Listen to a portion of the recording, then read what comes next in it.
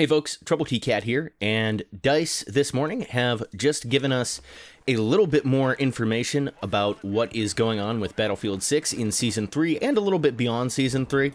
And I gotta say, I wish there was a little bit more information here. It kind of feels like they're still just giving us the tip when I really want them to go a whole hog, but it is at least a good tip. The little trickle of info that has come out is looking good. Now, a few days ago, they revealed some more details about the remake of Golmud Railway.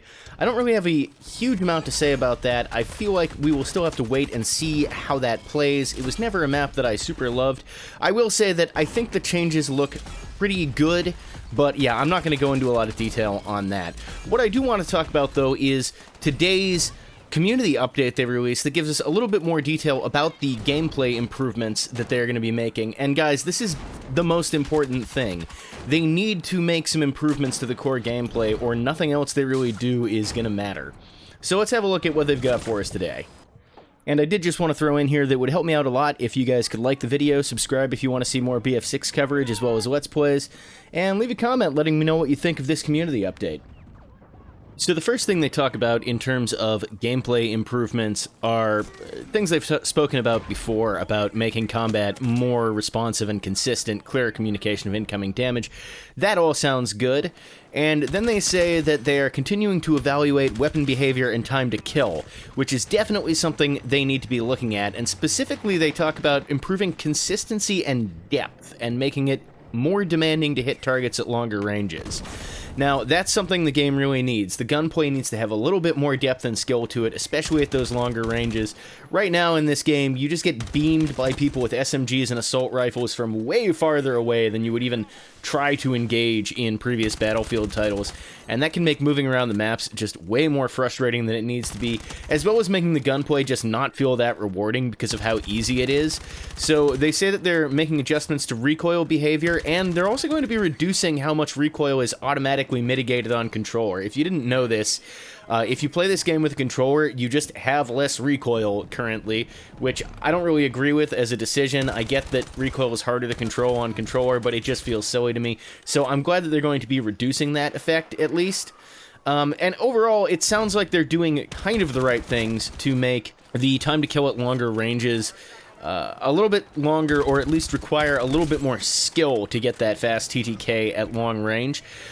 I'm curious about locational damage, because they had spoken before about the possibility of adding locational damage, and I think that that would also help raise the time to kill slightly and increase the skill gap slightly for players who are more, consistently able to get shots right on center of mass or headshots compared to people who are hitting the legs and arms. They don't talk about that here. I wonder if that's still on the table. They do also talk about targeted improvements to soldier visibility, and in fact, just general improvements to soldier visibility later in Season 3, and I think that's really important too. Visibility is a big issue in this game. The next thing they talk about are some changes to mortars. Now, I still think it was a completely insane, smooth-brained decision to make mortars deployable inside your deployment zone, rather than requiring you to be, in the part of the map where enemies can actually come and kill you. And they don't say anything about reversing that incredibly fucking stupid decision.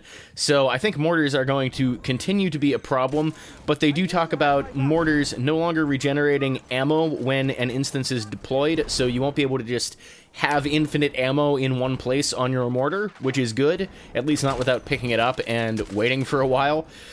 And secondly, accuracy decrease at longer ranges to discourage long-distance camping. I mean, sure, fine, but again, you gotta reverse that decision where you let people put them inside deployment zones. I have no idea why the fuck that choice was made.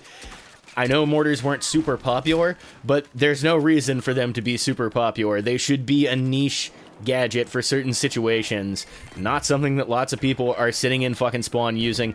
And I do think that this is gonna help a little bit, but I still just think the capacity for a player to sit somewhere out of line of sight of anywhere you can possibly stand to shoot them and launch explosives at you is fucking stupid. So I hope that they decide to go back on that in the future, but at least they're doing something. They then talk a little bit about vehicle updates. They don't really say much with any detail here, but they do say they're focusing on tanks first. Again, they're kind of saying the right thing here in terms of they are focusing at least on one of the areas of the game that really needs a lot of improvement. I would have liked more detail here. This is one of the things where it's kind of, they're not giving us a lot. I would have liked a little bit more info. Ping system improvements, not a big deal to me. They talk about matchmaking a bit. For me, the solution to the matchmaking problem is the dedicated servers and server browser, which they have promised, and which they have repeatedly said on Reddit anyway, will be the thing it needs to be, the proper thing that will be good. They don't really talk about that here, so I don't know.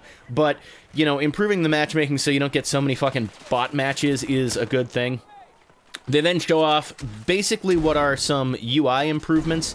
I'll probably get an image up on screen. It does look like and sound like they're making the UI a little bit less shit, which I appreciate.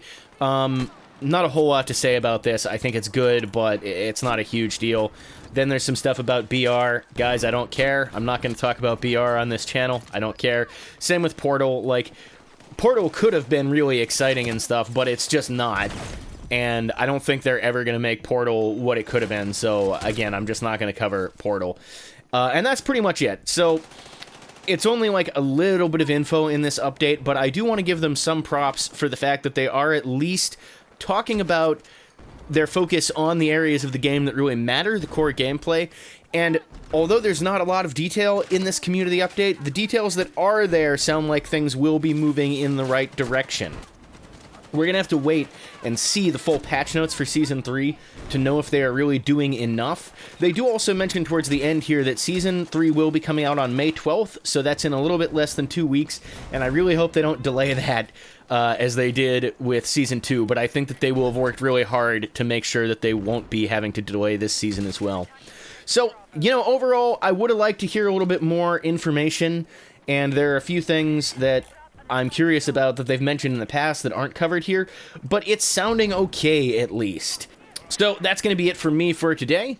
Leave a like and subscribe if you enjoyed the video, and leave a comment below letting me know what you think about this community update.